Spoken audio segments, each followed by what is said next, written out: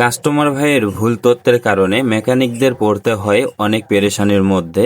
অনেকেই আছে যে একটি ফোন পানিতে পড়ার পরে বন্ধ হয়ে গেছে, মেকানিকের কাছে এসে বলে ফোনটি হঠাৎ করেই বন্ধ হয়ে গেছে, তারপরে কোনোভাবেই চালু হচ্ছে না। কেন এই ধরনের মিথ্যে কথাগুলো কাস্টমার বলে আমার বুঝে আসে না। আর আপনাদের সঙ্গে যদি এমনটা হয়ে থাকে অবশ্যই কমেন্ট বক্সে জানিয়ে দিবেন। দেখা যায় অনেক সময় ক্ষেত্রে একটি ফোন পানিতে পড়ে গিয়েছিল, এরপরে আর চালু হচ্ছে না, কিন্তু কখনো এসে কাস্টমার বলে না যে ফোনটি পানিতে পড়ার পর আর চালু হচ্ছে না। কিংবা অনেক সময় এরকমও দেখা যায় যে ফোনটি হাত থেকে পড়ার পর আর চালু হচ্ছে না, কাস্টমার ভাই এসে বলে যে ফোনটি হঠাৎ করে বন্ধ হয়ে গেছে, পরবর্তীতে আর ফোনটি চালু হচ্ছে না। সো কাস্টমার ভাইদেরকে একটি কথাই বলবো যে কখনো আপনারা মেকানিকের কাছে এসে মিথ্যে কথা বলবেন না।